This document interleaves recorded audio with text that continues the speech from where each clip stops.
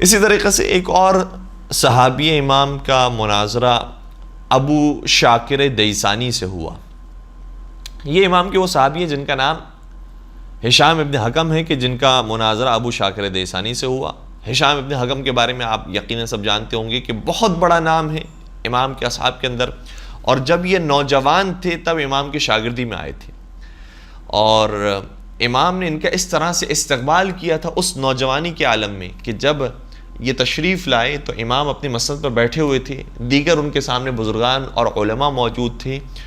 تو امام نے جیسے ہی ہشام ابن حکم کو آتے ہوئے دیکھا، وہ نوجوان تھے لیکن امام ان کے احترام میں کھڑے ہو گئے، اور امام کو کھڑا ہوتا ہوا دیکھا تو سارے بزرگان اپنے مقام سے کھڑے ہو گئے، اور لوگوں نے دیکھا کہ کیا مقام ہے ہشام ابن حکم کا کہ نوجوان ہونے کے باوجود بھی امام ان کا احترام کرتے ہیں. یہ کیوں احترام کیا؟ احترام کی خاص وجہ یہ ہے چونکہ ہشام ابن حکم کے اندر صلاحیت اور استعداد بہت زیادہ تھی، اور وہ صلاحیت تھی کہ جب بھی مخالفین کے سامنے آتے تھے تو انہیں ایسا جواب دیتے تھے خاموش ہو جاتا تھا. اور پھر چونکہ ان کے اندر قابلیت بہت زیادہ تھی، اپنی اس قابلیت کو انہوں نے علم دین حاصل کرنے میں صرف کیا. بہت سارے قابل افراد ہوتے ہیں، بہت انٹیلیجنٹ ہوتے ہیں، بہت ذہین ہوتے ہیں، بہت شارپ ہوتے ہیں، لیکن اگر اپنی صلاحیتوں کو کسی برائی کے اندر استعمال کرے تو امام کے نزدیک وہ سب سے زیادہ منفور ہے. لیکن اگر اپنی صلاحیتوں کو دینی کاموں کے اندر استعمال کرے، اچھائیوں کے اندر استعمال کرے، اور میں یہ بیان نہیں کر رہا کہ ہر انٹیلیجنٹ ہمارے اسٹوڈنٹ کو اور ہر انٹیلیجنٹ ہمارے سننے والے کو یہ چاہیے کہ وہ حوزے کے اندر آ جائے، چاہے وہ میڈیکل کی فیلڈ کے اندر جائے، چاہے وہ انجینئرنگ کی فیلڈ کے اندر جائے، چاہے وہ لائر بن جائے، چاہے وہ پولیٹیشین بن جائے، کوئی بھی فیلڈ کے اندر جائے، اگر وہ اپنی فیلڈ کے اندر جانے کے بعد خدمت کر رہا ہے دین کی، خدمت کر رہا ہے مکتب اہل بیت کی، تو یہ کہا جائے گا کہ یہ ابھی بھی خادم امام زمانہ ہے، یہ ابھی بھی سپاہی امام زمانہ ہے. ایسا نہیں ہے کہ صرف جو حوزے کے اندر جا کر پڑھتے ہیں اور مدرسے میں جا کر پڑھتے ہیں وہ لشکر امام زمانہ کے سپاہی ہوتے ہیں. نہیں، جو جس فیلڈ کے اندر جا رہا ہے لیکن خدمت کر رہا ہے ان کے مکتب کی، ان کے دین کی اور ان کے چاہنے والوں کی، تو یہی کہا جائے گا کہ یہ ان کے لشکر کا سپاہی ہے جو خدمت کر رہا ہے امام کے دین کی.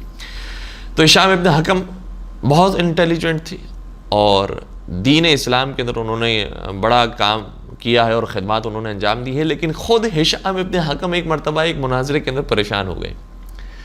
ابو شاکر دیسانی یہ وہ شخص ہے کہ جو ثنویت کا قائل تھا. دیکھیں ابھی ہم نے جو پہلا واقعہ بیان کیا جو قدریہ سے تعلق رکھنے والا شخص تھا، دوسرا واقعہ بیان کر رہے ہیں جو ثنویت کا قائل تھا. تو اس سے ہمیں یہ پتہ چلتا ہے کہ امام کے زمانے میں مختلف فرقے اور مختلف نظریات پیدا ہو گئے تھے، اور یقیناً اگر امام صادق نہ ہوتے، وارث نبی اور وارث علی نہ ہوتے، تو نہ جانے آج اسلام کے کتنے فرقے بن چکے ہوتے. اس لیے بار بار امام دعوت دیتے تھے انہیں اسی دین اسلام کی کہ جس دین اسلام کو نبی اکرم لے کر آئے تھے.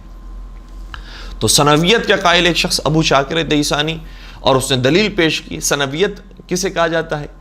جو دو خدا کے قائل ہوتے ہیں. دو خدا کس طرح سے قائل ہیں کہ ہمیں دنیا کے اندر شر بھی نظر آ رہا ہے اور خیر بھی نظر آ رہا ہے. تو ایک شر کو پیدا کرنے والا خالق ہے اور ایک خیر کو پیدا کرنے والا خالق ہے. یعنی ایک خدائے شر ہے، ایک خدائے خیر ہے، ایک خدائے نور ہے، ایک خدائے ظلمت ہے، ایک خدائے اچھائی ہے اور ایک خدائے برائی ہے جو برائیوں کو پیدا کرتا ہے اور اچھائیوں کو پیدا کرتا ہے. مختلف دو خدا ہیں، اور ایک نیگیٹو فورس پیدا کرتا ہے، ایک پازیٹیو فورس پیدا کرتا ہے. اس طرح کے نظریات اس زمانے میں بھی رائج ہوئے، اور اس نے دلیل دی قرآن کریم سے. کہ قرآن کریم میں ایک آیت موجود ہے، ظاہراً سورہ زخرف کی آیت نمبر 84 نمبر کی آیت ہے، جس میں ارشاد ہوتا ہے هُوَ الَّذِي فِي السَّمَاءِ إِلَٰهٌ وَفِي الْأَرْضِ إِلَٰهٌ. وہ خدا وہ ہے جو آسمان میں بھی الہ ہے اور زمین میں بھی الہ ہے اور خدا ہے. تو کہا اس کا مطلب یہ ہوا کہ دو خدا ہیں، ایک آسمان میں خدا ہے، ایک زمین میں خدا ہے. آسمان کا خدا وہ ہے جو خیر نازل کرتا ہے، زمین کا خدا وہ ہے جو نعوذ باللہ شر نازل کرتا ہے. کہا یہ دلیل قرآن کریم میں موجود ہے. اور ہشام ابن حکم واقعاً پریشان ہو گئے کہ یہ کیا ہو گیا کہ قرآن خود کہہ رہا ہے کہ ایک آسمان میں خدا موجود ہے، ایک زمین میں خدا موجود ہے. اور مشکل ہو گیا ان کے لیے جواب دینا. لیکن دیکھیں اب کمال یہ ہے کہ اگر انسان کو جواب معلوم نہ ہو تو بجائے اس کے کہ غلط جواب دے، مناسب یہ ہوتا ہے کہ مہلت لے لے. معاف کیجیے گا.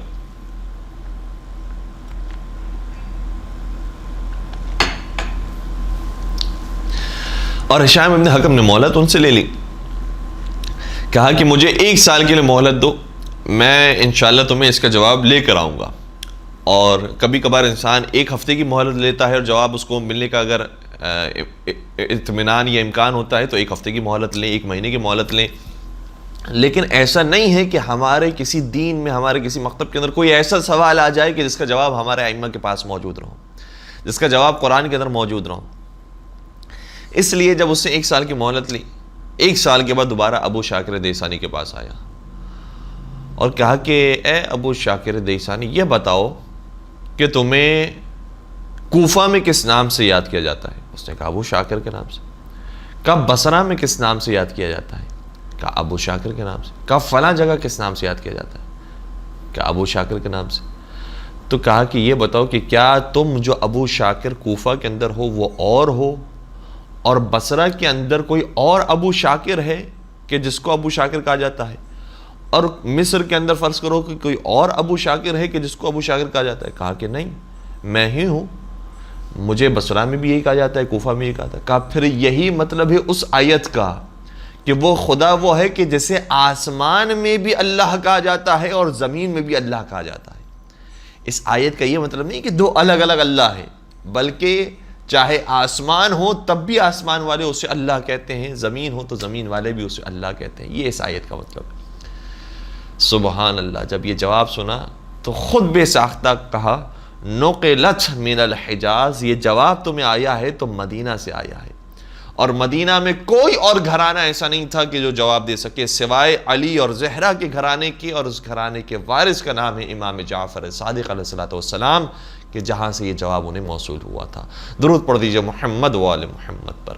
اللہم صلی علی محمد وآل محمد وعجل فرجہ. تو اس طرح سے مختلف فرقوں کے مختلف سوالات ہوتے تھے، اور واقعاً اس زمانے میں امام جعفر صادق علیہ السلام نے شق القمر کیا ہے. جیسے نبی کے معجزات کے اندر تھا کہ چاند کے 2 ٹکڑے کر دیے اور یہ معجزے سے اپنی نبوت کو ثابت کیا ہے، اسی طریقے سے امام نے ایسے جوابات دیے ہیں کہ جس سے اپنی امامت کو ثابت کیا.